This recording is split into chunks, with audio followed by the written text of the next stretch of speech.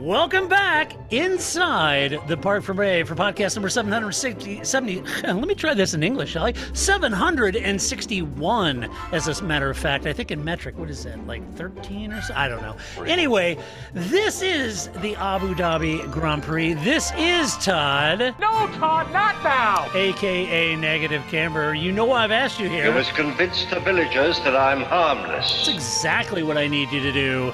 Tonight, for your kind consideration, we're going to review the final race of the season, the Abu Dhabi Grand Prix. You know how we do this. We watch one, then we talk about it. Then we watch one, then we talk about it. Come on, Todd. That's exactly what we do. But before reviewing this race, I have to introduce my co-host tonight, which of course means... Wrecked from out of the wasteland. He's bad, he's beautiful, he's crazy. It's... Hello, everybody. This is Paul Charles, the International. Paul, how are you doing tonight? I'm good. I brought protective headgear You're going to need it. after the podcast from last week. You know, I got it from all sides. People were lobbing, I know. sharp objects at me from both sides. That was the funny thing about it. Yeah, it was. Yeah, I got... Yeah, I got hate from the Lewis fans. I got hate from Max fans. Yeah. It was crazy. I had a lot fun. of people telling me, oh, you need to educate yourself. You must have become a fan by watching Drive to Survive. It's like, Wow. Okay. Yikes. no. So there's that. Yeah, that was fun. So tonight ought to be a real banner occasion for this. Yes, it's going to be fun. Yeah. Fun. How to initially upset 50% of the world, and then on the other part of the podcast, upset the other 50% of the world in one shot. Yeah, and the one guy who's in the middle who's indifferent. One guy's like, It'll be fine. hey, that's a good balanced opinion. Thank you. We're talking to you, our listener. Thank you, dear listener.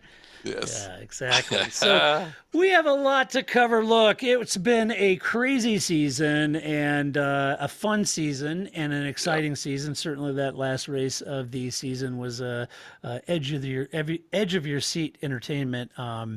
And exciting and, kind of ebbed and flowed, depending on, if you're a Lewis fan, you're super excited at the beginning. If you're a Max fan, not so much. If you're a Carlos Sainz fan, you're pretty excited all the way through the race. But then, the tables are turned, and obviously there's a lot of, as you might say, and some of your folks, your relatives might say, Paul, there was a lot of controversy in this Might race. be said. Yes. And we're going to cover that. So let's jump into this. So, Paul, look, there's a lot to cover in this because there was kind of a lot of things going on, which prompted a lot of emotion, certainly a lot of leveraged fans. And so I was trying to think of how to review this. And I thought maybe what we would do is let's just go through the key moments of the race, in my opinion, and we're going to go moment by moment, and each moment you and I will pause, sort of unpack it, kind of share our thoughts about it, and then we get down to the bottom, then we'll just kind of share our overall reaction about it, and then go from there, and then we'll get into team by team. All right? Mm-hmm. Sounds good. Plan. Okay, good. I'll get Here my we go. papers here. You have papers. I might need my glasses, so I've got them ready. Well, I've got Just my in glasses case I need to make sure there's some articles in the FIA code I missed. Tragically, I didn't have my my helmet, but I do have over right there are my dear friend Steve brought those over to me, and they're the little wristbands, but they're Pirelli, and they're all the color coded tires. It's very cool. Very nice. Very cool gift. So you have thanks, a very Steve. small car. Exactly. All right. So Abu Dhabi reprofiled track. The whole lead up on Friday's free practice and Saturday, you'd have thought that Karun Chandhok redesigned that track himself, wouldn't you? No kidding, right? Poor Karun. He was walking around with gold medals everywhere, I think. Yeah, I know. Karun was kind of, he felt kind of chuffed that he had a hand in that and reprofiled. He was excited that their projection, but by the time Christian was going, what kind of car are you driving now? Is it a Mercedes?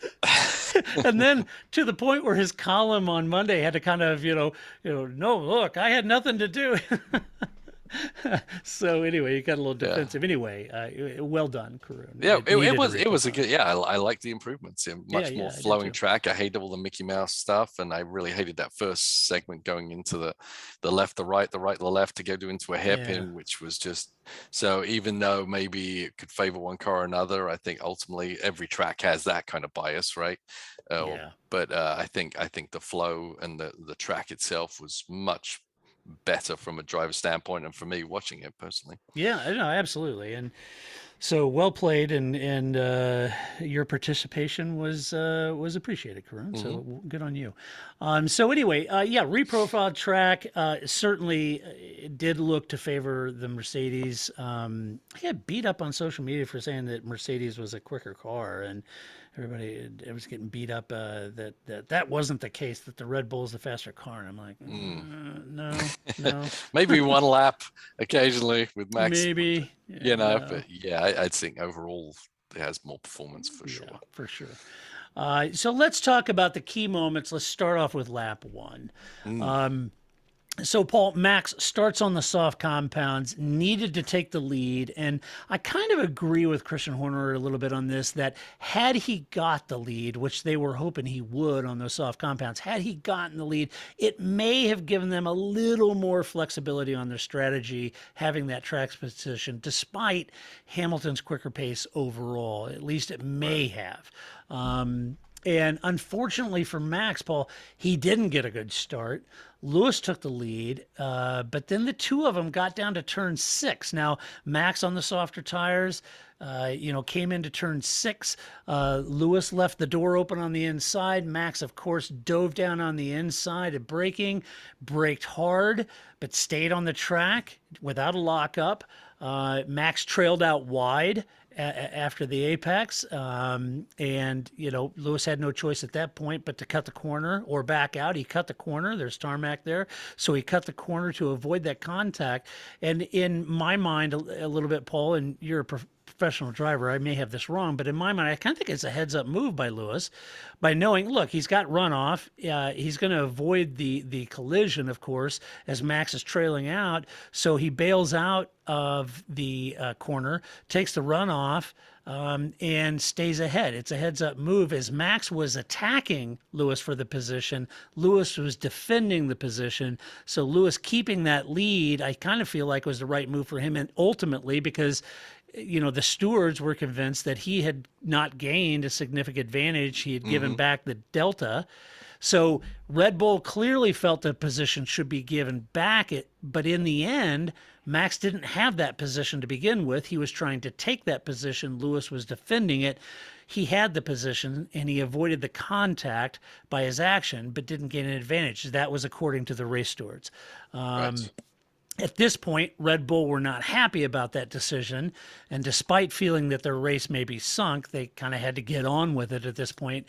And Max really couldn't just sort of get on with it because he had those soft tires. He had to make them last. So at this point, he kind of had to just slot in and try his best to manage those tires and not let Lewis get away from it. But how did you see that turn 1 incident? Yeah, I mean, it was a close run thing, honestly. But I think the decision in the end was right. The only thing I think was wrong was that they said Lewis gave back the advantage he'd gained, and I don't actually think that was the case. I think he should have been, he should have given back a lot more pace. I mean, literally, nearly, he should have allowed Max to be right on his tail. Obviously, that's not something he was too apt to do, but I think the delta was too large for, in bias of what the pass was. But I definitely think, Max made a bonsai move, went in there. Lewis literally had to turn out to avoid contact. And I think, that's, you can get a penalty for avoidable contact. Obviously, Max would probably have been on there, but, this is all part of the Max has that slight little advantage with, even though they're equal on points, if they both crash, Max wins, right? Lewis knows that. Lewis has been smart the whole time with this and knows what to do. He turned out, I think it's fine for him to take the runoff. I don't like runoffs, but they're there and it's a part of the circuit and it's a part of the circuit that day.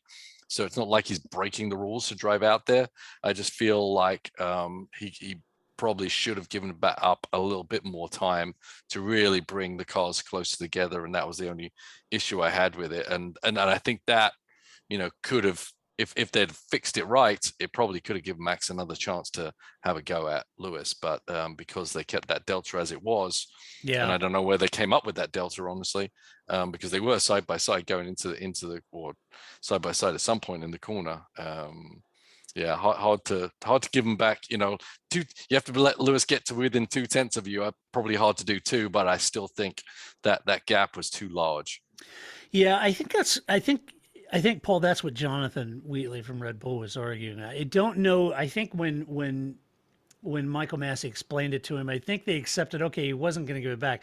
What they had an issue with was just that. I don't feel like they felt he gave back the gap, that Right. The delta between them. So I think maybe that's what Jonathan was arguing at the moment. Yeah, as I said, it's a hard thing. I hate all this giving back and giving up, and who's gaining the advantage. You always gain an advantage if you drive off the track rather than crashing into the wall. Right. Kind of beating that one to death. But it's the races we're running now, and under the rules we have to run. So I think it was fair. Yeah. All right, so let's talk about the next moment. This came at the first stop. Max has those soft tires. They're going to drop off quicker than Lewis's medium, which would have been the preferred start tire. On lap 13, Max ran his rear tires due to deg. He ran them basically to the point of giving up grip, said he was struggling quite a bit with the rears. That comports with kind of how the Red Bull operates the rears and how much heat it generates in the rears with its downforce. So he had basically been radioing. They were struggling. They brought him in lap 13, put him on hard compound tires to try to get to the end of the race and hope that they had some pace to claw Lewis back. So that was really, at first Lewis had pulled out a decent gap. They didn't really have any choice. The Reds are falling off. They boxed him at 13, put on hards. Let's hope we can make something out of this. At this point, Paul, though, all Mercedes has got to do is really cover that move. And that's what they did on lap 15. Lewis came in, put hard compounds too, and he came out back on track. Now, he was behind Sergio, but he was in front of Max by nearly 5 seconds. And then at that point, extended his lead, proceeded to extend his lead on the same tires, fresh tires, hards, from 5 seconds to 8. So Mercedes perfectly covered that. Yeah, I mean, the key is that gap that he had when Max pitted, right? He was too far away for any kind of undercut to work. The only chance he had was having, Lewis's pit stop have a sticky nut or something like that. Yeah. But Lewis had earned a gap enough to simply just need to, follow what Max is doing and keep him at bay. And as you said, once they got on the hards, okay, is Max going to show his true pace? Because before they were in two different kind of compounds. Right. He just didn't have the pace to stay with Lewis. Lewis just kept banging out the laps and just gradually eking that gap further and further away. Yeah, exactly. And that, in the hands of Lewis, that Merc was just too fast. Too fast. So then let's go. That was the first stop. And let's go now to lap 20 of the race with 8 seconds in hand over Max. Red Bull quickly decided to keep Sergio Perez out. Now, he started on softs too. He didn't box with Max or Lewis. They kept him out to slow Lewis down, and slow him down he did. A mega job. Now, admittedly, some folks don't like this tactic, but it's as old as F1, and in a reverse situation, absolutely, you would expect Valtteri Bottas to be there holding up Max. That's just part of F1. It's been in racing forever when you have team sport like that.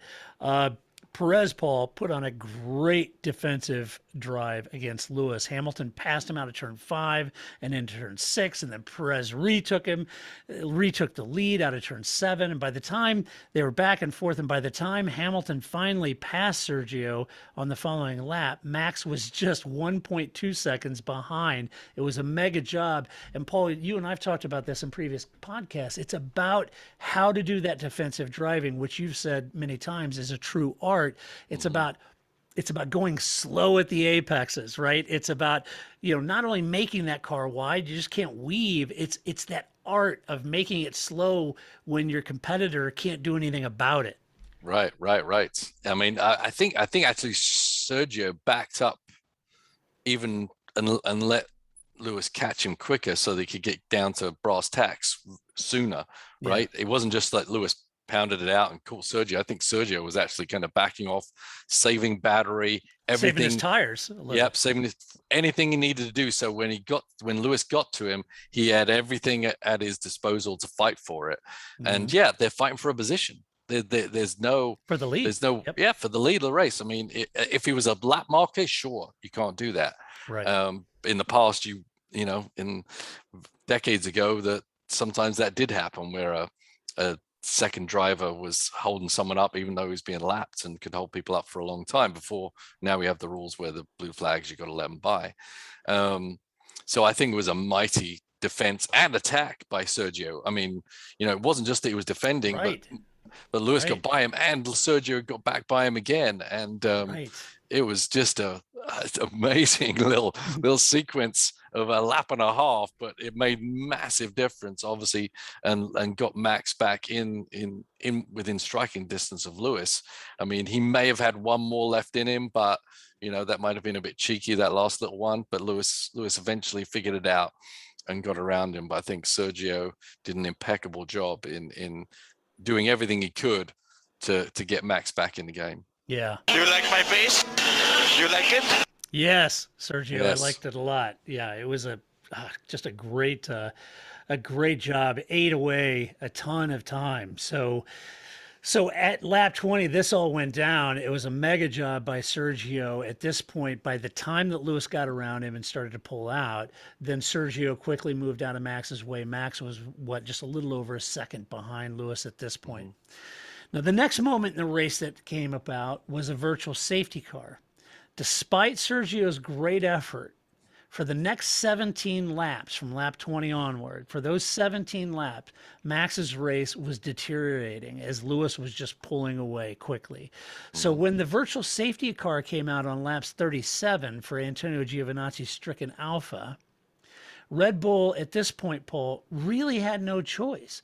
The race was getting away from him. Lewis was getting away from him. They Certainly had nothing to lose. Yeah. They had nothing to lose. So they had to try something. So they boxed Max for a fresh set of hards. And I remember at the time, Paul, thinking, oh, man, they put him on hards again.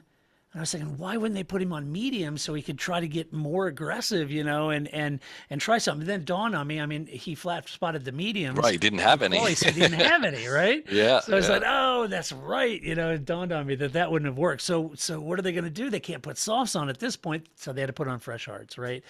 And so at this point, because it was behind the virtual safety car, normally it was 23, 24 seconds, what they call a pit lane delta, which means that's the total amount of time it takes you to go into the pit lane, change your tires, and get out is around 23 seconds. But under a virtual safety car, that may only be 11 or 12 seconds.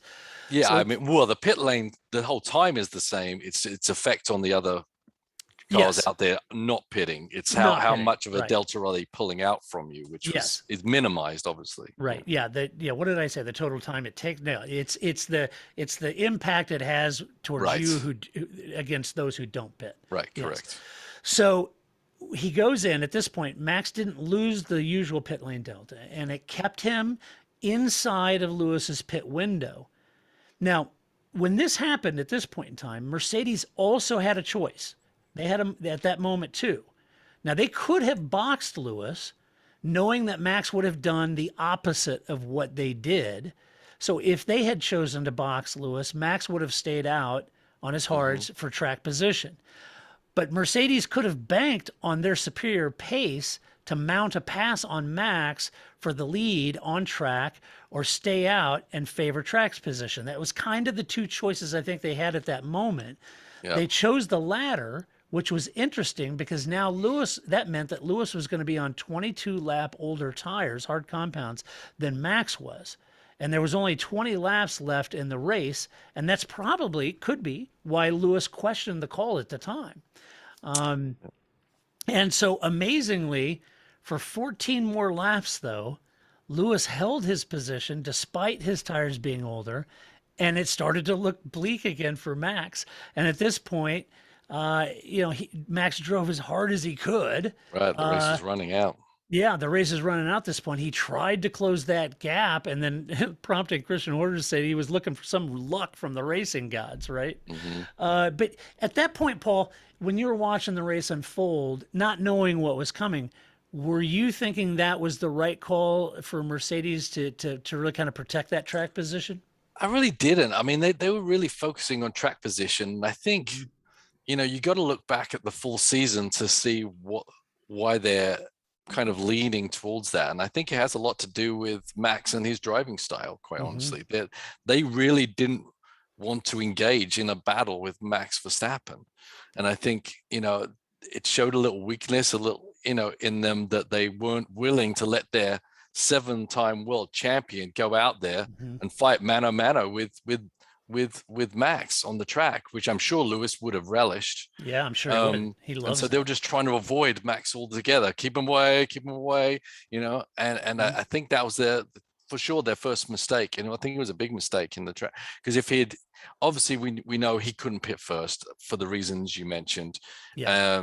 If he'd pitted first, Max wouldn't. Also, don't forget Sergio was out there too, in close proximity. That's right. If He was Lewis about had pit, 30 seconds back or whatever. Yeah. yeah, Sergio would have been able to jump Lewis then, and that would have been, definitely a bad thing. But Lewis did have the opportunity on the next lap around to pit and put the new tires on, maybe come out behind Max, they'll be right there with each other. Right. And I think Lewis would have preferred that. And I think that's something they should have done, but they were kind of running a little scared to stay away from Max. And I think that was a really, really big mistake there. Now, if you were, not a big fan of Max, or you mentioned his driving style, he's aggressive. They didn't want to go head to head against that. And you think, well, gosh, why would Mercedes want to go head to head? Max is just crash him out and blah, blah, blah. And I understand that sentiment. I get it. I'm not marginalizing the concern there, because Max can be aggressive. There's no doubt about it. On the flip side, what I would say about that, though, is that Michael Massey made it clear before the weekend started that any of that could be met if they deemed during the race that either one of those drivers did something aggressive and ended the race where both of them were out or whatever. They would issue punitive post-race damages and penalties that would affect the outcome of the race. Right. They could take away points. I mean, That's right. we've seen it. We've seen He wasn't they've gonna done put it up. before, right? That's right. He was not going to put up with it. And he was basically sending a warning shot to Max saying, I know you've got the lead technically by race wins, but if you go in there and pull a Senna on Lewis, I will penalize you. Right. Right. So that should have at least maybe made Mercedes think about, like what you were saying, is get a little more aggressive. Right. Plus, Lewis has done a great job in racing Max. Oh, I mean, he's they've had brilliant. a couple of incidents, but Max, his style is his style right now, and he's doing it because he feels he needs to stay up with the Mercedes. And Lewis has done a phenomenal job in being able to quell that and knowing where to place his car, where not to be, etc. When Max is around. I mean, I would have put my faith in Lewis to knock it out of the park. The car had the pace advantage. We'd already seen that. And Lewis, is Lewis, and I think how he's run this whole season, certainly the last half of the season, has been nearly faultless. So I don't know. I think that's the question. If I was Lewis Hamilton coming in to the room, say, hey guys, who the hell am I? Let me go. But I was wondering too. But I mean, I don't want to get hung up in the fence on this concept, but at the time I was thinking, I don't know. I wasn't sure. I understood the first stop, totally covered and made total sense. They had the upper hand at that point. Yeah, but at this time I was thinking, I don't know. They've got pace in hand. Look, I'll be honest with you. Max has got his elbows out. There's no doubt about it. But I said in the last podcast, I don't know that there's anybody better on the grid of driving around Max's elbows than Lewis. Yeah. I mean, he's been brilliant at it. So anyway, you know what the bad thing was about this for Lewis was he had no backup. He had no wingman. No wingman. That's right. Max had a wingman. Yes. And Perez hasn't been the wingman much of the time, but for this race, it was, his only reason to be was to be the wingman for Max Verstappen, and he was there. Right. Unfortunately, if Lewis had Bottas there to mix it up, it would have changed everything again. But unfortunately, Lewis just had no support from his number two, Right. Well, and that point, to that point, Paul, Sergio played a huge impact on that race in that by eroding the leads, keeping Max within the pit window, and keeping Mercedes a little off balance on that strategy, maybe. I don't know. Yeah. Yeah. And I'll get into what I really think they did with Sergio. Okay. Cool. In a little bit, and why he was pulled out of the race at the end too. Oh, I have my theories on that too. Okay. And I think we may be aligned on that one. So yeah. Okay. So anyway, all right. So let's talk about then ultimately what comes out. I said Christian Horner said, look, at this point we're looking for the racing gods, and we need a little luck here, right? Well, they got it. On lap 52, Nicholas Latifi crashed out on lap 52 at turn 15, which brought out the safety car. And this meant that the gap Lewis enjoyed would now be erased as the field is all bunched up again behind the safety car. Now, at this point, you might argue that Mercedes could box Lewis, but Max would do the opposite of what Mercedes would do. If they boxed Lewis, Max wouldn't box. He'd take track position. With only 4 laps remaining, folks, there was no assurance that the race would restart. So they would lose. Lewis would lose the race. So there was no choice. They had no choice. They had to keep Lewis out for the final 4 laps. They didn't have a choice in that sense. Now, the race director, Michael Massey, looked like to me that he was desperately trying to get a green flag finish here. And while normally they would let the lapped cars pass the safety car to remove them from impacting the leaders at the race restart, the initial call was that the lapped cars would not be allowed to unlap themselves. And I believe, I don't know this for a fact, but I believe that this is because he wasn't sure that the crash would be cleared in time in order for him to restart it as quickly as possible for a green flag finish. So that's what I think was happening. Now, it is the race director's discretion on whether to allow the cars to be unlapped or not. And that's his call. As it turns out, the crash was cleared quickly or quicker. And this led Massey then to think, okay, I'm going to allow the 5 cars in between Max and Lewis to unlap themselves so they aren't an impediment. They don't get into the way of the fight between the 2 leaders. And then the safety car would be brought in at the end of that lap, or the penultimate lap. Now, normally the pace car, they would let all the cars unlap themselves, and then the pace car or the safety car would come in at the end of the following lap. But that's not what he chose to do. He brought in the 5 cars between Max and Lewis.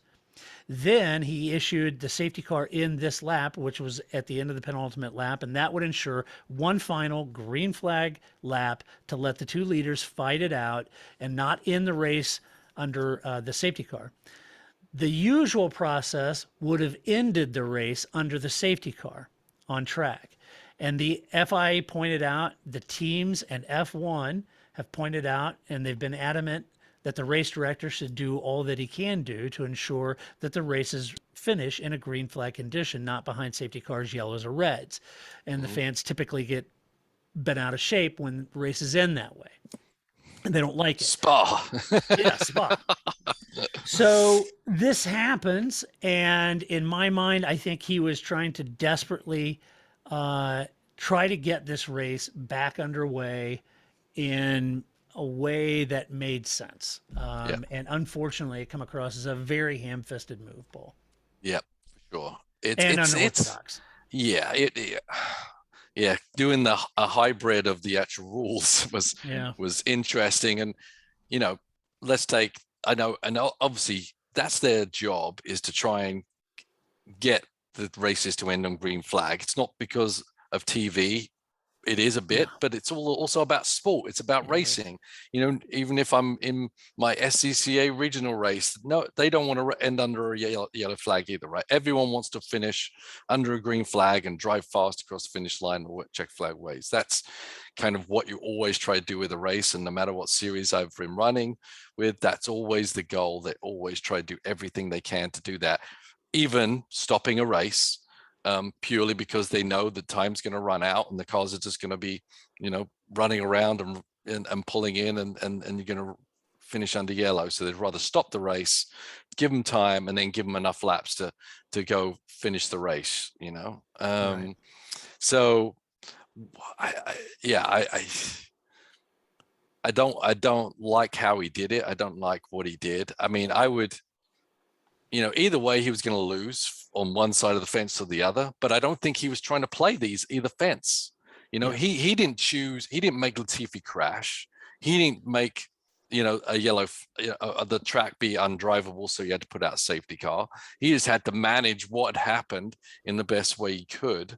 And either decision that he made, whether it's don't let the cars pass, which would basically take Max out of it. I mean, there's no way he would have been able to catch up to Lewis in that manner with that many cars, no matter how quickly they got away. And they weren't going to get out of the way because they're fighting for their life too. They're fighting for their points. There was a lot of money up for grabs in constructors championships, etc. These guys are paid to drive for their team. They're not just going to everyone pull over and wave Max by either, because they've got their own problems to deal with.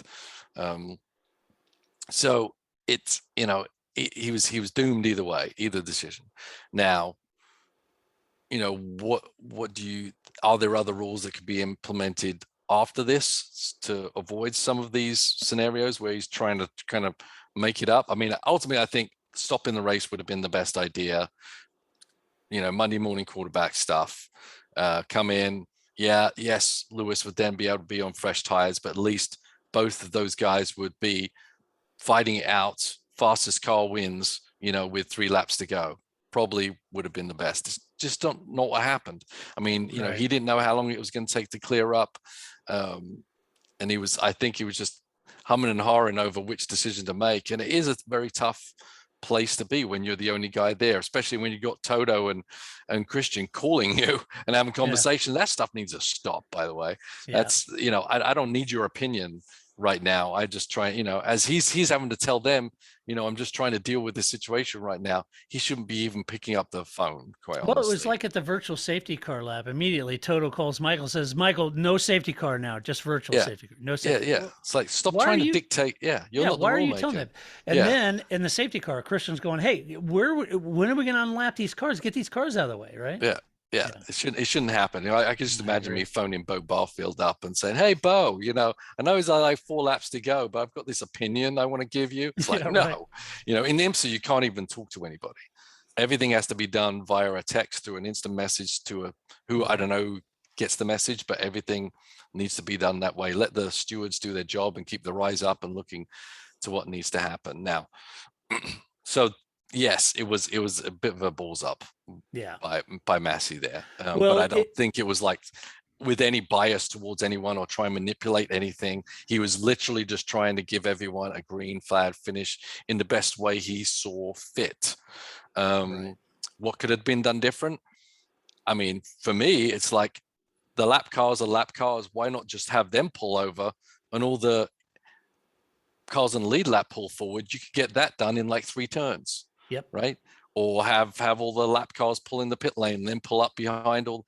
That's a quicker way than letting cars go by and go all the way around and then catch up again. And maybe it's something that you have to decide to do depending on how many cars are on the lead lap versus not.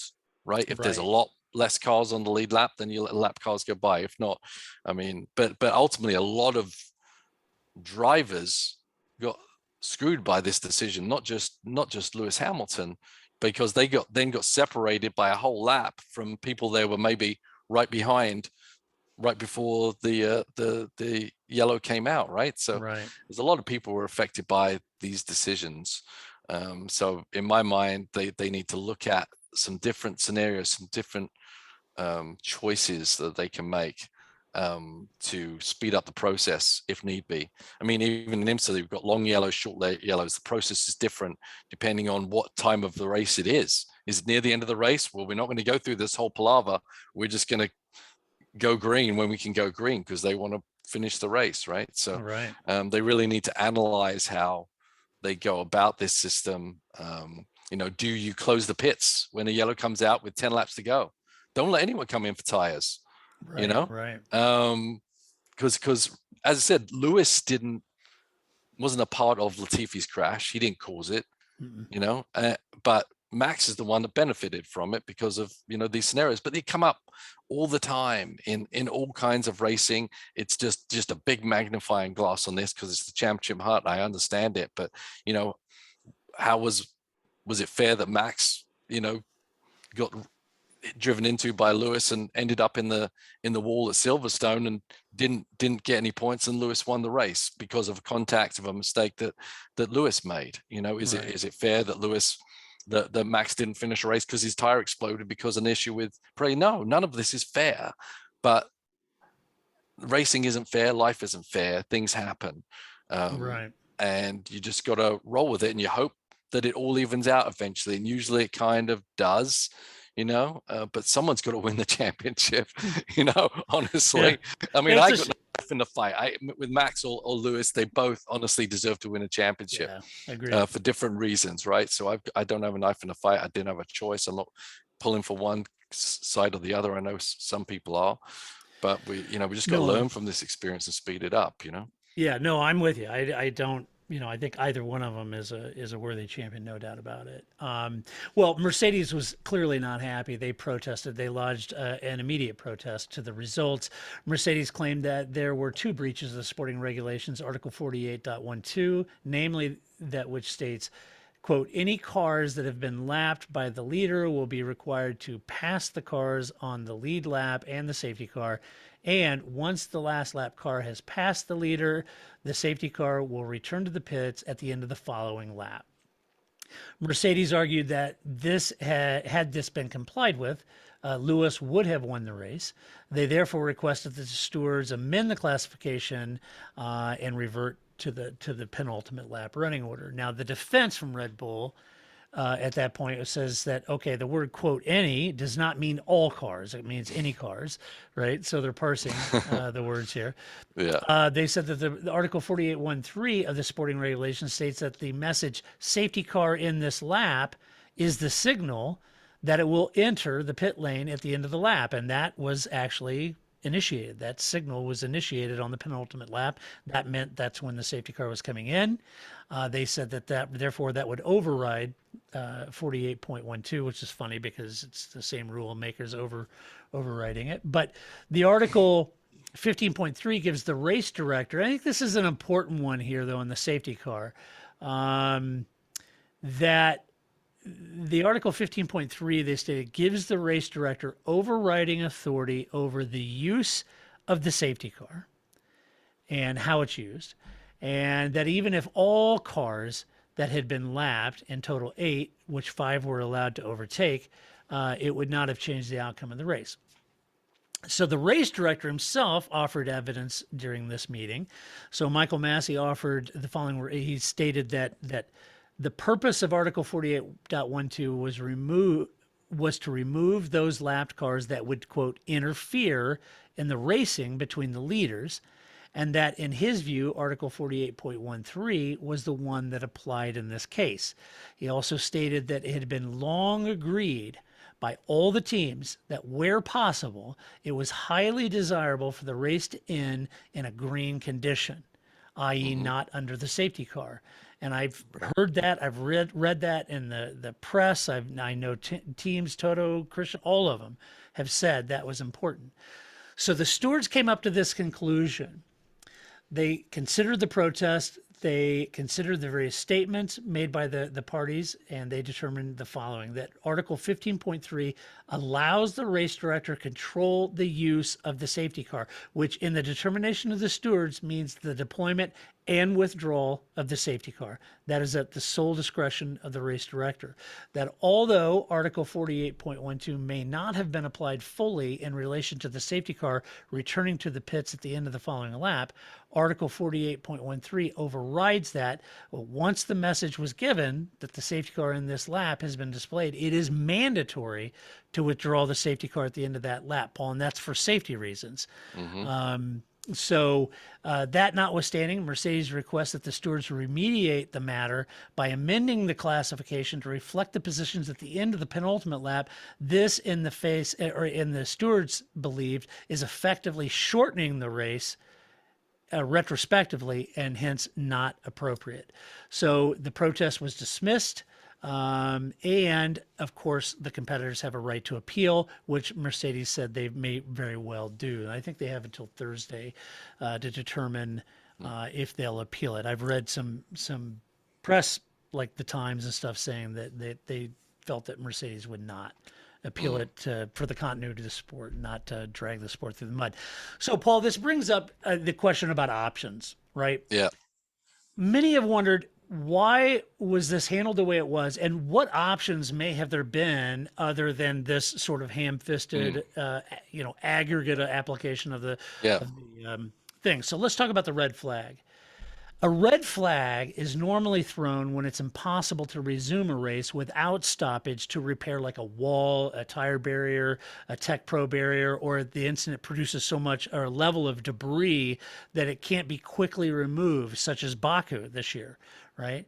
So typically, due to the enormity of the resources of basically the enormity of a red flag session procedure itself, which is radically different than just double yellows. Yeah. So there's a lot happens during a red flag. The race director is going to make the determination on which corners would automatically bring out a red flag should anything happen based on and this is before the race. So when they go into a race weekend, folks, the race director will look at the track, look at the resources, the number of marshals, and the corners and the kind of safety barriers and everything else around that. They will pre-make determinations that, you know what, if there is an incident at this corner, I'm going to throw a red flag because I can't get cranes there quick enough. I can't get marshals on track quick enough. I won't be able to remove it. That's going to be a red flag. They make those determinations in which corners would automatically bring out a red flag should anything happen based on safety concerns and realistic resources in those areas. So this, folks, wasn't one of those corners. All right. And he told that to David Croft or Karun Chandhok, I think, earlier in the weekend. So in his mind, it was an incident at turn 15. That's not a red flag corner that instantly gets a red flag. It's a yellow flag, and they quickly remove the car. Yeah. So now, having said that, that's typically how they would approach a red flag sort of concept around a race and race corners, Paul. That may have been playing in his mind when he didn't release a red flag, but in your mind, given the gravitas of the situation, that may have been the best thing to do. Yeah, I think so. I mean, yes, as you say, the red flag corners are not, but knowing that you don't really want to run the clock out and be on that little tightrope between having the world championship race end under yellow, I think, a big assertive with little lapses was left, that probably should have been the smartest and quickest decision to make, quite honestly. Right. And yeah, as I said, Lewis would have got fresh tires, but at least we'd have had, a proper race all the way to the end without the disparity in tires, etc. But it's, as I said, it's hindsight. Maybe he thought they could fix it really quick and we'd still be able to go through this whole process and get that finish under green. Really hard to judge, but yeah, ultimately, looking back at it, I think, just like other series do, they will call a red flag pretty early, just so they know they've got enough time to ramp everything up and make sure they got good green flag time to finish the race off. Yeah. Some of the other folks thought, not unlapping the cars may have been a little more representative of the actual situation. Mm-hmm. And while not unlapping the cars is not unprecedented, that's happened before, that's at the discretion of the race director, it's not typical. Normally, we always unlap the cars. That's typical, okay? You tend not to leave lapped cars in amongst the F1 leaders so they could potentially impact the battle or the race or the leaders. Anything can happen when you've got back markers and lapped that are fighting it out. They could take out some of the leaders. That typically is they unlap and get them away from the leaders. That's normal, okay? So, I don't want to give the impression that, well, why would you unlap the cars? You should have just left them. Well, because unlapping them is the absolute normal for F1. Yeah. No one's complained about it before. No. But it's now and I agree, it probably would have been more how that race was going. That those cars in front, I would agree that's probably true. But the normal process would be to. It is a race, and yes, it is a big television race. They don't want it to be. They ultimately want the top people fighting it for the position. Yeah. So, as I said, many all series do it nowadays. So it is the norm, and Formula One really one of the last series to really adopt these kind of rules, right? I mean, NASCAR probably did it first, right? Green, white checker. Yep. So everyone wants the race to under green and wants the leaders to be fighting it out for the front, and that's just what it is. It's a sport, but it's an entertainment sport where people are watching, and they not only want to just watch the sport, they want it to be thrilling, and that's the way to end a thrilling race. As I said, it's fair and it's not fair.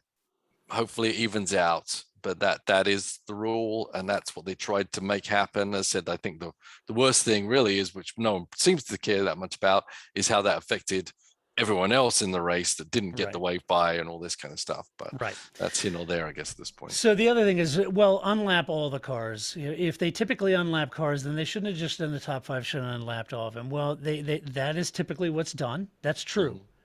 As it would have taken longer, the race would have ended behind the safety car while the field was sorted out. It would just take longer to resort and regrid and reset the grid with all of the cars going by. So one presumes, I don't know this, but one presumes that Massey knows this better than most, that it would have taken longer and it was quicker to move the 5 cars away from the leaders, let the rest of them stay where they are because they were behind the leaders and it wasn't impacting the lead for the championship.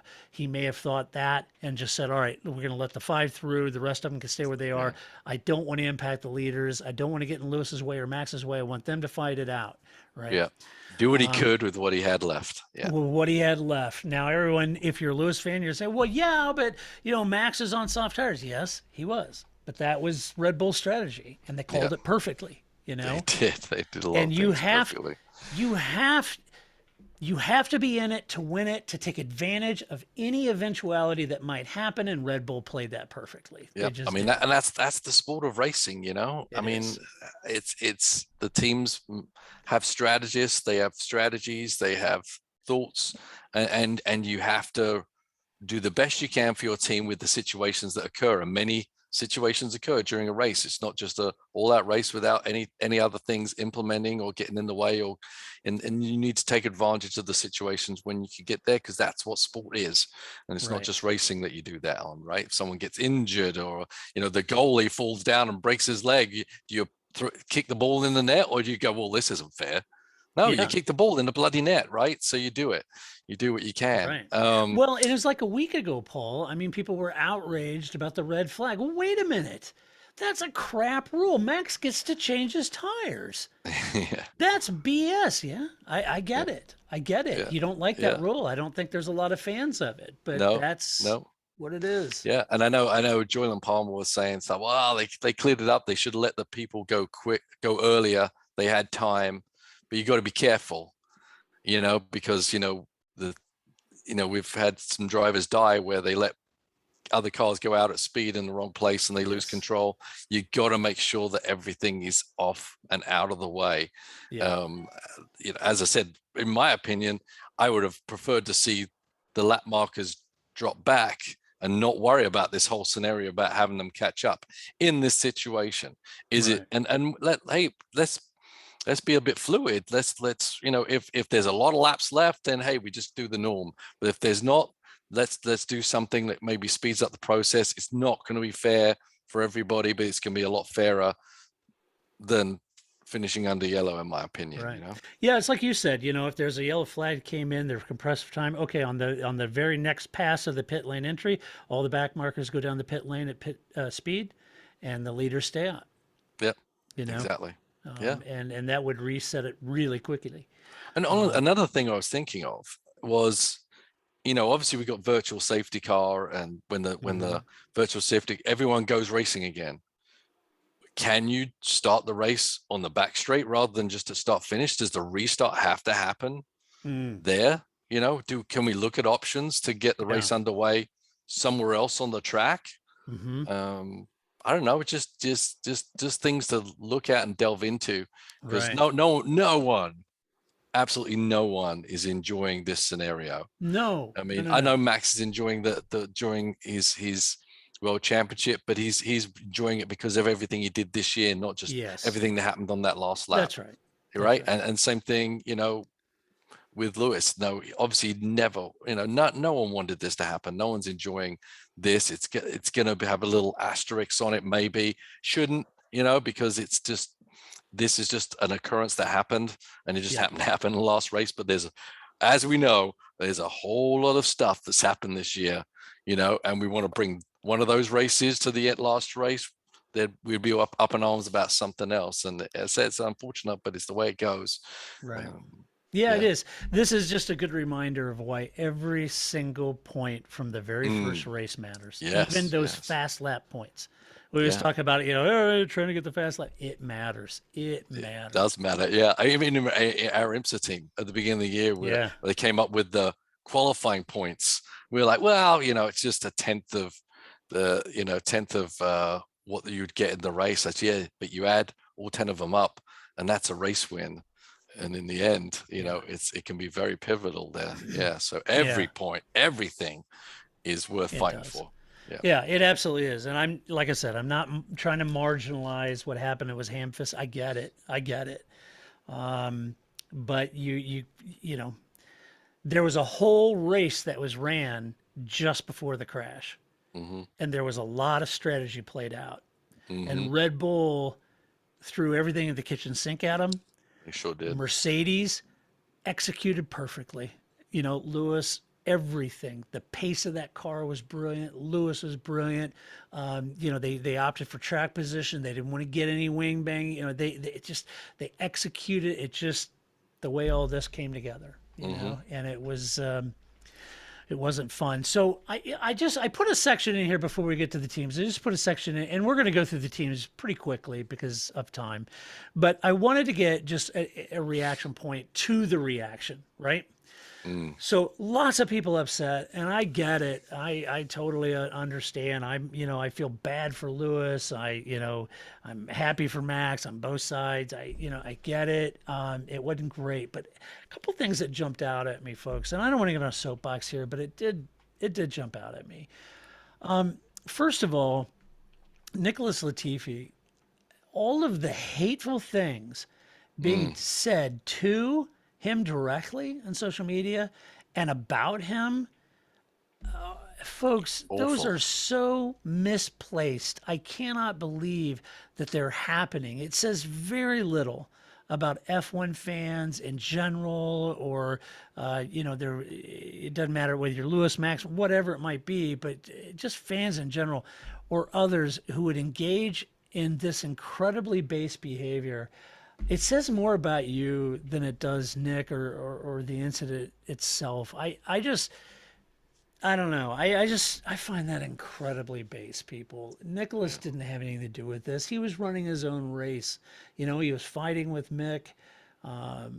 He got into the dirty and the marbles, and his back end came around, and it wasn't intentional. And the fact that he came out today and felt like he had to apologize for bringing out a safety car. Nicholas, don't apologize for that. You didn't do anything wrong, and just stop it, man. The hate and tribalism is bad. Leave the kid alone. For sure. Absolutely. Yeah. Leave that guy alone. He didn't do anything. No. The second one, Michael Massey. Look, I understand that you feel it was ham-fisted, and I agree with you. But Michael is just one man. He's human, okay? Keep in mind that when Charlie was there, he'd been there for decades, okay? And when Charlie was there as the race director, when he did his job, he had a complete team, all right, with him. Herbie Blash and assistant race director. He had a whole team, okay?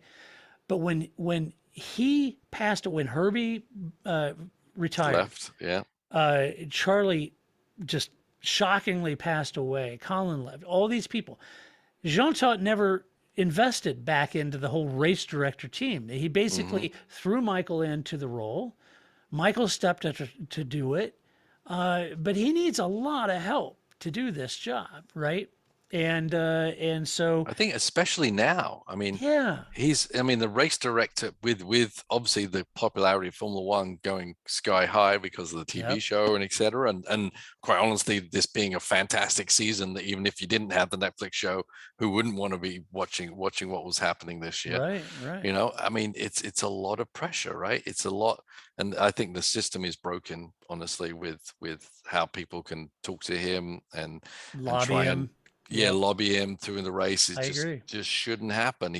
I say he's one man, but he's having to get a lot of inputs, and then try and make the right output. Difficult. I'm not saying he's not faultless at all, but let's call it what it is. It's a motor race, and he did the best he could. He made a mistake. I believe he did, but let's not Yeah. string him up against a tree. No, just the hate, the threats. Yeah. It's uncalled for. It's again, it's base behavior. I understand you don't like it. I didn't like it either. But you know, and to your point, Paul, I feel like he's a new guy, he's a younger guy. I think the teams are going to take advantage of that where they can with his personality versus Charlie. I don't think Mhm. Charlie would have put up with a lot of this crap. To be frank with you, I don't think Right. he would have. But Charlie had that panache. He had that presence in the pit lane. It was Charlie's way or the highway. Mhm. And he was backed up by Herbie, by his team, and he ultimately was backed up by Max Mosley, who didn't take crap from anyone, right? And Bernie Right. Eccleston, who didn't take crap from anyone. They ran the sport with an iron fist, Mhm. and they didn't take any crap. You either liked it or lumped it. Now you've got all these teams that are strong. They got power bases within Formula One. They're pressing this. You had Liberty by F1. They created a technical group with Ross Braun that's hammering the FIA and kind of doing their big portion of their job. And there's this power struggle, and I think it's a difficult time to be Michael Massey. I really do. Yeah, for sure. Yep. The red flag option. Look, everyone. I see a lot of people saying that the red flag would have been better because, and I agree. I'm with Paul on that front. They said that's a better way to freeze the race and ensure that you have 4 hot laps. But the notion that all the teams and everybody would have been happy with that decision is incorrect. That's not correct. And I've seen a lot of people say everybody would have been happy with the red flag. That is not true. All right. They would not. If I was Red Bull and I had the tire advantage because I made the right call strategy wise, I would not be happy with a red flag allowing Lewis to change his tires. All right. If I was Carlos Sainz, would not be happy. If I was Pierre, if I was Yuki, would not be happy with that. Okay. So while we all may agree that that may have been the fairest way to freeze the race and ensure 4 hot laps between 2 leaders, not disagreeing with that. But to say that all the teams and everybody would have been happy, that's not true. All right. Yeah. So having said that, let's see. Anything under the yeah. I think ultimately, folks, this entire situation was a Kobayashi Maru for Michael. It is a no-win situation. Doesn't matter what decision he would have made. It's, leave him under safety car. Everybody been mad. Pull in 5 cars, pull in all the cars, pull in no cars, go red flag. I don't think there was a winning situation out of this because you're trying to please too many people at the end of the day. All right. Your thoughts on the reaction of the reaction? I mean, it's disappointing. I mean, I've kept myself away from it for the most part. I've seen little bits here and there. I tend not to engage in that stuff. As I said, last wisely. week I got a little bit of the flack myself. I'm like, oh, what's Welcome this to all my about, world, people? Paul. It's like I was just calling it like I thought it was, from my perspective, without bias to one driver or the other. But Right. yeah, everyone definitely, in this day and age seems to really go from one side or the other and really attack people rather than looking at the big picture. And so it's disappointing if you're your guy didn't win. It's fantastic if your guy won, but let's not just get carried away with, a lot of hate and a little throwing a bunch of barbs at people, etc. It's just a motor race. It's, it could have gone so many different ways. It's Massey did his best. He nearly got it right, but he didn't. But as I said, when have we all, never made mistakes and under pressure, under intense pressure, and maybe not made the exact correct decision. We're all human beings, and that's Right. okay. Yeah, and there's people that said, this is the word, I've never seen anything, so farcical as this, and maybe they were newer to Formula One, and that's okay. If you are, you may not have been around in 2005 for the U.S. Grand Prix. That was a bit of a farce. Right? That's a pretty big farce. Belgium. And this year. I get it. We've some people contacted me who don't have a big depth of experience in the sport and don't understand what happened. Hopefully we're clearing it up, but there's not going to be a right answer at the end.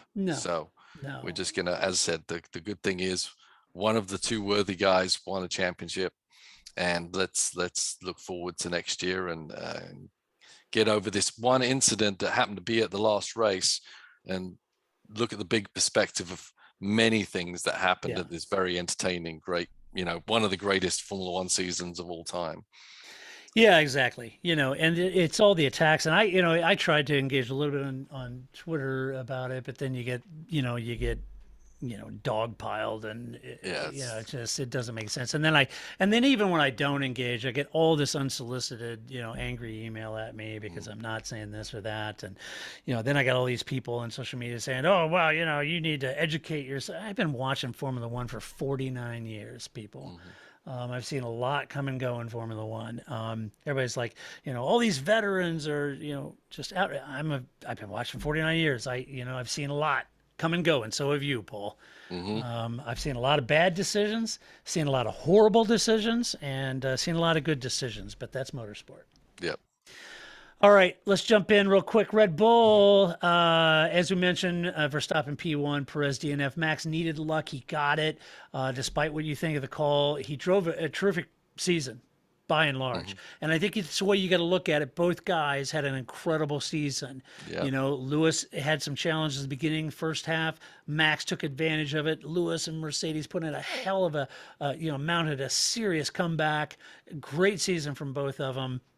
If you're legitimately walking around saying Max is a false champion, doesn't deserve it, you're missing the whole season. You got to back up at 30,000 feet and look what that team and that driver did, which was world champion material. Yeah, and he had his, as I said, there was a few incidents during the year that cost him a lot of points that weren't his doing. So for sure. Take that into consideration too. For sure. Yeah.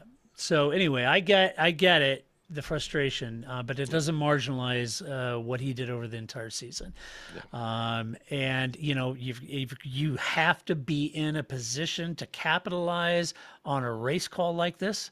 And this team did a terrific job of on-the-fly strategy to keep Merck off balance and to put Max in a position to take advantage of any eventuality that came up, and it just happened to come up. Yep. Yeah, absolutely. Yeah. And that's what life is, throw things at you. How do you react? How do you prepare? How do you take advantage of it? And that's that they really did run a great strategy during the race. And I think the ultimate strategy was Perez. Yep. What they did with him was really clever. I mean, especially, and it kind of told the tale right there at the end when they had to retire the car. I'm pretty much 99.9% sure that car had no fuel left in it. I mean, the Perez strategy was start him lower on fuel. And this is my mind. No one said this to me, but it. No, we weren't thinking the same thing. This is interesting. Go ahead. Okay, so Paul's tinfoil hat conspiracy moment. It's not even a conspiracy. It's just a really good thought, right? I mean, Sergio's position there was to support Max and try and help him win the world championship. They weren't really going to win the constructors, so that's really all Sergio was there for, and he was a willing, participant in this. So you start off Sergio, you put him on the soft tire just like Max. You start him on lower fuel so he's as competitive as he can be. right? Yep. And you have him always being there to get with Lewis. Even at the end, you know, they had him come in with Max and put on the soft tires. Obviously, he was going to run out of fuel. They didn't want him to be out there, run out of fuel, and then make the race run till the end. But they had to have him come in with Max just in case Lewis decided to come in as well, and he was going to be a blocker in there, right? So they had to have him go through that motion, but they knew the last thing they wanted to do was have him run out of fuel as well. So they brought him in and retired the car. But basically, his position in the race was always doomed never to finish. But they used him by running the lighter car and giving him everything he could to use that manipulation tool, and they used him, you know, time and time again, quite honestly, in the race to keep the Lewis at bay, quite honestly. Right. What were you thinking? Well, no, I kind of took them on their word, and maybe I shouldn't have. I like your idea better. I kind of felt like they had said, well, we boxed him because, to be honest with you, the engine was on its last leg. And and my feeling was what they didn't want to happen is if he was on the last leg, it was down to the wire. He'd already done his job. They didn't want to have a DNF or a failure or a power loss on track that would bring out another safety car, bring out something that could impact the balance of Max's race. So since he'd already done his job, remove that potential element from the race, you know? Yeah.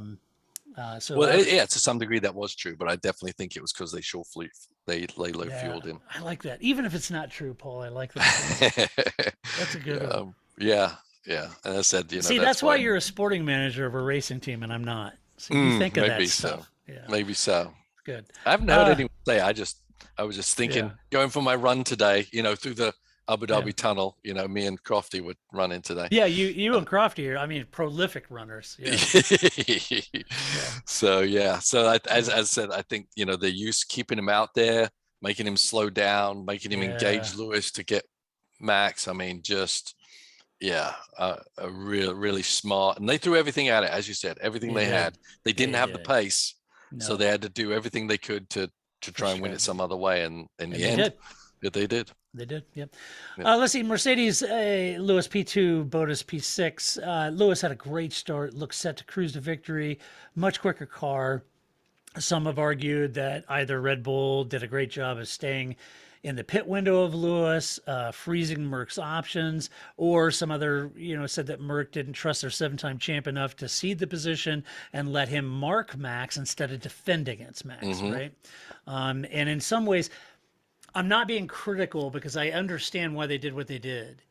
But I'm wondering, in the hands of a guy like Lewis Hamilton and the pace of that car, if it may not have been easier to mark Max than defend against him. I don't know. Yeah, I mean, definitely. The only time they had a choice of pitting was during the virtual safety car. The virtual safety car, right. And that's when they chose, to try and stay away from Max. And it in the end, if Lewis had pitted then, he would have had fresher, he may have been on mediums or hards, whatever, but he would have had a better tire to be able to fight off Max, even on the softs there at the end. I think he might have been able to do it as well as Lewis can drive in those conditions, Yeah, for sure. Yeah, he's brilliant at saving his tires. So I don't know, Mercedes, James Vowles and everybody's much smarter than I am. But anyway, that's what I was thinking. And I saw that echoed quite a bit in social media. Fact is, Lewis and Merck did an amazing job of coming back from a tough first half this season. There's nothing in the narrative that would deny Lewis. That would deny the fact that Lewis would be a absolutely worthy champion as he drove a terrific race. There's no doubt about it. In fact, I would say the last 3 or 4 races have been absolutely astounding, such as his drive and determination. I recall, though, Paul, a few years ago, I'm just wondering out loud here, I saw someone mention this on Twitter, and I thought, do you remember, we used to say a few years ago, it felt like maybe Lewis, it kind of took him a few races, got into the midseason, and then he kind of really started getting his head in and really came in a little soft at the beginning. Yeah, it came in a little soft at the beginning. I never even thought about this in terms of this season. And I think I thought that because, and I think I would shoot that down in my own head because I'm thinking Valtteri was struggling too, and so maybe that wasn't applied here. Right. But we've seen him do that in the past. You know, he kind of come in a little soft the season Right. and then just kill it, you know, and turn it on at the last half, which he did. But he wasn't really under a big threat at that point. No, he But wasn't. I think this year, I you think know, that- he I knew don't what he think was that's up the case. against. He knew he had to be like 100% the whole time, and he was. But Yep. even, you know, not that it really exists, 110% the last half of the season, I think. Right. You know, just, you know, I don't know how he could have done it better. Quite I don't honestly. either. No, and that's why I saw that comment and saw some people talking about it, and I thought, is that applied here? And I don't think it did. I think he was on at 100. I think you're right. Yeah. It was 110%. And I think Mercedes, credit to them, they overcame whatever ills they were having at the beginning. Right, right. They came did it. around. Yeah, their car wasn't quite there for sure, Yeah, and they yeah. came around it. Unfortunately, Yep. I said, yeah, Bottas didn't quite. Yeah, Valtteri drove like a guy who was driving for another team in a couple of days. Yeah, I mean, Yeah. I mean, I thought he was driving hard up until this. I don't know what happened to him in this race. I mean, I don't that's know. exactly, you know, where did you go when we needed you most, Valtteri? Just Yeah. didn't exist in this race, which, No. you know, I think they, you know, probably didn't ask him to, you know. Yeah, thanks, Valtteri. Why don't you go to Alpha now, you know? Yeah. And then George walks through with his big walking stick and his Kingsman outfit on. Yeah. New guy in town. We'll see what happens. Right. Ferrari, Charles Leclerc, P10, Carlos Sainz, P3. Leclerc, tough race for him. Boxed into the virtual safety car. That helped some people, but it didn't help him at all. Yeah. And then he had that bobble when Max came back Yeah. out on track. And Yeah, I a don't little know if it distracting, spooked I him guess. or distracted him. He was like, whoa, you know, Yeah, and yeah. ran wide. That didn't help his cause. So not a great race for Charles. But conversely, Paul, Carlos didn't box. That benefited him and had a terrific podium. It put in some great moves, got up into fifth in the Drivers' Championship with that move. Very Oh, quietly, wow. Paul. Yeah. You think of Charles Leclerc, you know, yeah. And we said, I don't think Carlos is going to Ferrari as a number 2 driver, but it kind of felt like Charles kind of had the measure of him. Yeah. And blah, blah. Boom. Very quietly, Sainz moves up to fifth. Good for Good him. on him. Yeah. Yeah. I said, yeah, made the most of it. It was a shame about Charles. I think, you know, I think everyone was on their best behavior around Max and Lewis, honestly. And Yeah. I think that plays into the Charles was saying, oh my God, it's Lewis, you know. Right. But, yeah, and Yeah. you're fully loaded up in that corner, and it could have just been Yeah. the car snapped out at that point. It could. But Yeah, it could be. you got to think there was something to do with those two things happening. Yeah. I still think, and I'm a little biased, but I still think if they get that car on song, that's a pretty lethal driver pair right there. Mm-hmm. Oh yeah. Excuse me. Alpha Tauri, Pierre Gasly, P5, Yuki Tsunoda, P4, Paul. Yuki. Pierre had a great race, claiming fifth in the constructors was the dream of Alpha. That didn't quite happen, but this is a great result for a double points finish. And that's always, you brought it up at the beginning of the year, kind of said it throughout the season. You know, trying to get fifth in the constructors championship with a rookie, that isn't going to be easy to do, right? But good result from Yuki, and especially good for Pierre because he struggled all weekend with that car. Yeah, no, great.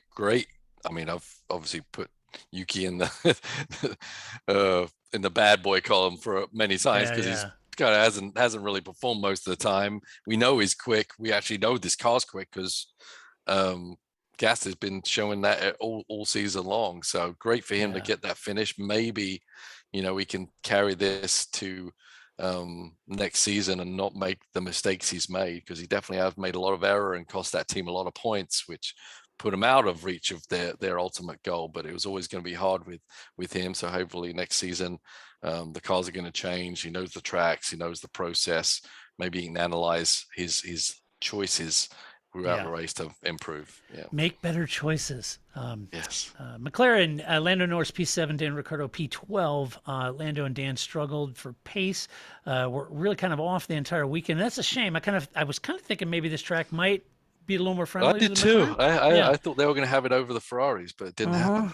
Yeah, I did too. But Lando had a slow puncture again, and you know, like the curbs caused the last one, they think the curbs caused this one as well. So he had that slow puncture that kind of put paid to his race, and then and he couldn't really battle with Carlos at that point. Dan said he just lost position on the virtual safety car, couldn't overtake on the track, and didn't have pace, which was a little surprising. Yeah, very surprising. Yeah, I mean, obviously Lando P7, he was probably a P4, P5 guy, really, except for the puncher. So a bit of a shame, maybe a bit of a, we're dogging the McLaren a little bit too much there. But yeah, ultimately I thought the McLaren was going to be ahead of the Ferraris at the end. Yeah, I did too. Yeah. Alpine, Fernando Alonso P8, Esteban Ocon P9. Alpine scored another good 2 points finish for the team, despite Fernando getting balked in quali and out in Q2. Both he and Esteban drove a good race, had some decent battles kind of midfield. There was a lot going on back there. Yeah, for sure. In that midfield between Alpines, McLaren's, but they brought him home in 8th and 9th. Good result for the team. Yep, absolutely. Yeah, they were pretty handy. They've still got a lot of steps to make, but those guys seem to work well together, and they always seem to be tight at the hip on the track. Yeah, they too, do. So, yeah. Let's see. Aston Martin, Lance Stroll P13, Sebastian Vettel P11. Like McLaren, you'd have hoped that the team might find this track a little more favorable to them at the long straights, etc. Didn't happen. Seb said that they were stuck behind Gio for too long. He said he had decent pace in the clean air, just couldn't follow other people. Cheeky Lance, speaking like the Mercedes-powered driver that he is, says they weren't allowed to benefit from the late race safety cars. They weren't waved through. Well played, son. There you go. Well played. That was good. And then Alfa Romeo, Williams, both DNFs for both. George lost power. What a sad end to Kimi's career in F1. Yeah, very sad. Yeah, very, very sad. I just got a feeling he's going to come back for one more race, but you never know. Yeah, you think maybe somebody will, be ill or something, and they'll call him in. I'm going to call him up and offer him a drive at Aston Martin. You should. Honestly. The GT3 car. Bring him over to He IMSA. might enjoy that, but you might want the prototypes a bit more his speed. But right.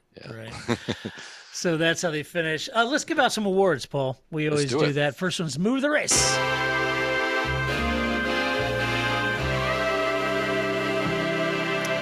Ooh, who'd you have? I got Red Bull and its use and abuse of Perez throughout the race. I think the constant moving of Perez and how they manipulated and tried to do everything they could once again to keep Max in the race, I thought was sensational. And I really do believe that the fuel was what they were doing to kind of keep Perez in there. So I thought it was, faultless strategy with a car that was the second best car on the tracks. Right. That's what I had, Red Bull and Perez. In the way they used him, I thought Perez did a fabulous job. So that's what I had too. Next award is Donkey the Race. We'll do it live. All right, Paul. I'm gonna go probably agree with you there, and the FIA, and that's not Massey. No, he's a part of it, but he's not the only part of it, right? I think how they've constructed this process is fault, has lots of faults to it. How they let the teams influence it, and put it, not a structure where one man isn't just making all these decisions and shooting from the hip, which is invariably going to end up in tears. Yeah, for sure. I agree. And you could go back all the way back to 2007 in our initial podcast and hear us talk about and grouse about the lack of consistency. And, we've said all along that we think that there should be like a consistent stewarding crew that has a consistent, well-written rule book, that we're judging actions, not outcomes, that there's a consistent, so everyone knows, that we have this consistency that's going. And we've said that for years, but it's political as to why they will not do that. And it's unfortunate because I feel like Jean Toft's been in the FIA long enough that could have invested, could have rewritten the rule books, taken a fresh look at this, and come up with a better system. And even when, Formula One likes to thumb its nose at NASCAR, well, NASCAR figured this out. They got it figured out. They know how to do this, Yep, they do. So anyway, all right. And then final award is Drive of the Race. It's an Lewis. Get down. Yes, Toto was getting down, celebrating, crowd surfing. What? Yeah, you didn't see the social media post, them celebrating their constructors championship Oh, okay. later that evening. He was crowd surfing, and I didn't see Surprised. Valtteri there. Anyway. They're out there scraping his name off the Yeah, they're out there transporter ticking, straight away. ticking all the Valtteri Yeah, bonus. yeah. Yeah, right. Mm. So anyway, drive of the race. Who'd you have? I'm giving it to Lewis. That's a I good mean, shout. he didn't win the race, but as I said, Yeah. we can debate on who should have won the championship, but he should have won the race, right? But Yeah, right. you know, he was the dominant force there.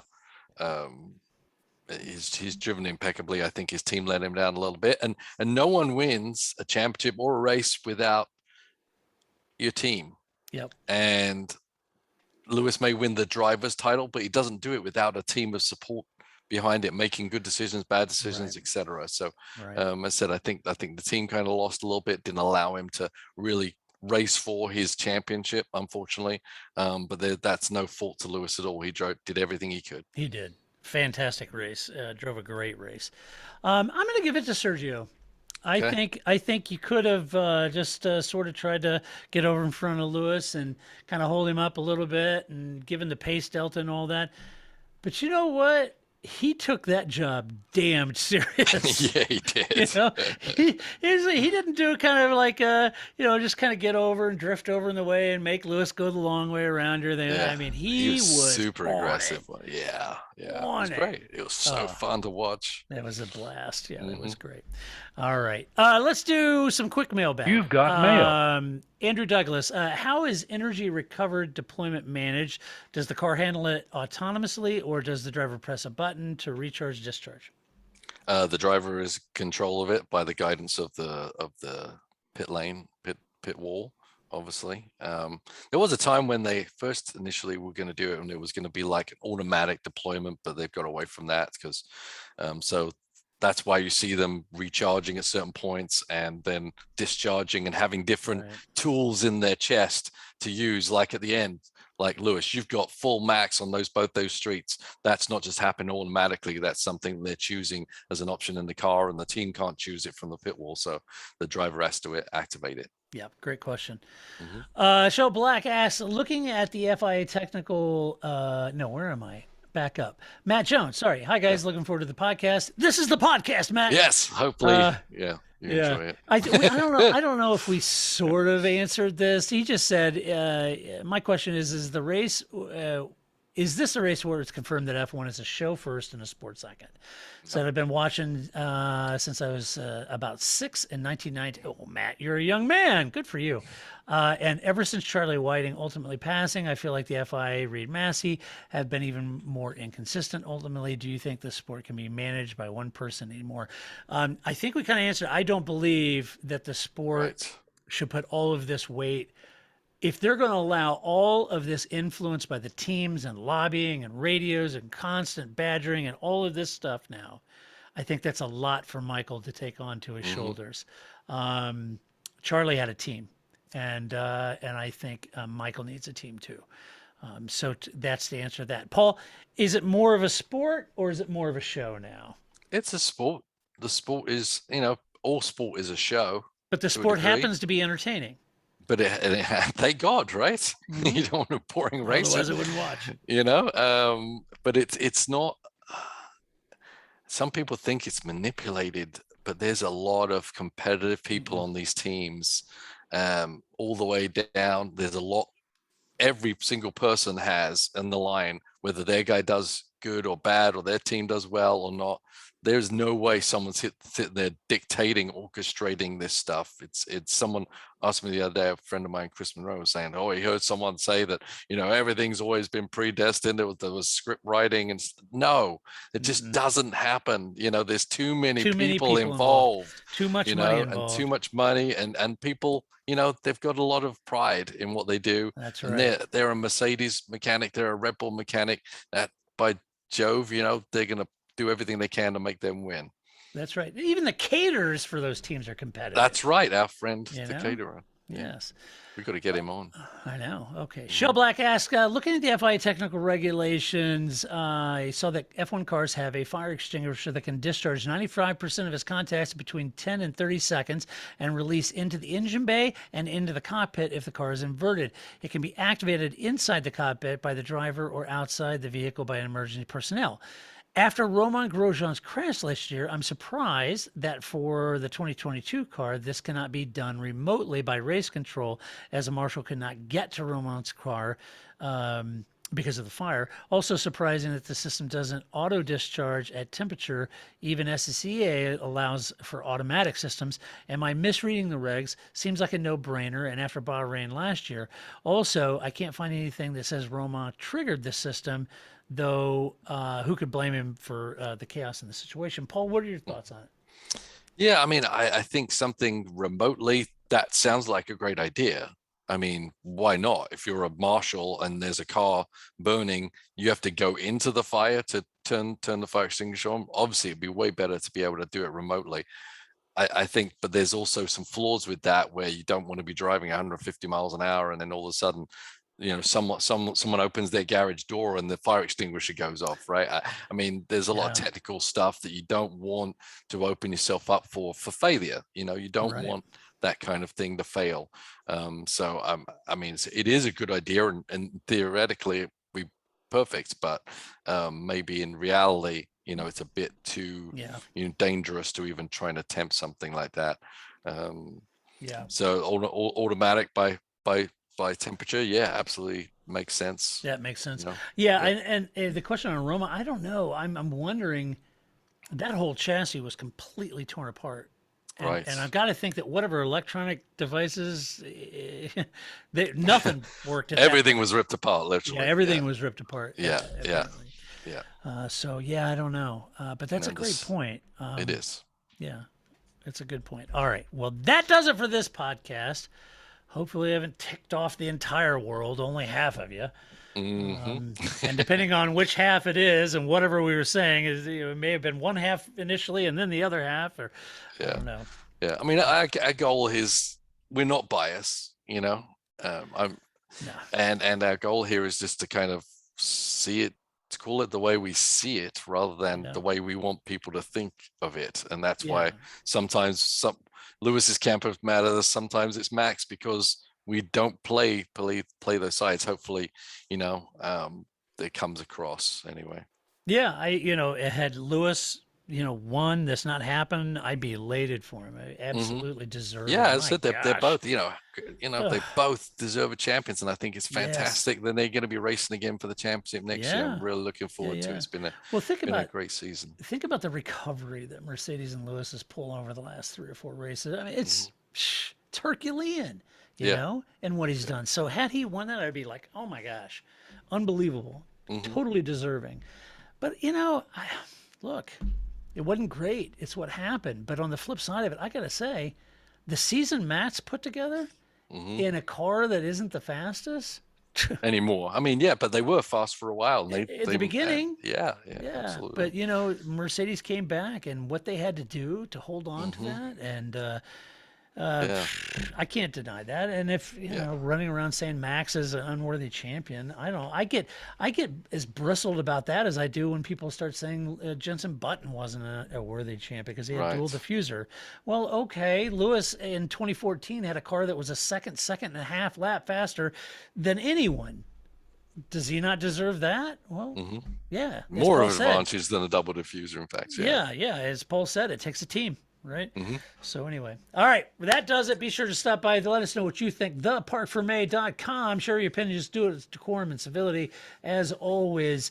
And if you like this podcast, go over to iTunes, give us a good rating over there. Appreciate that. Show us some love.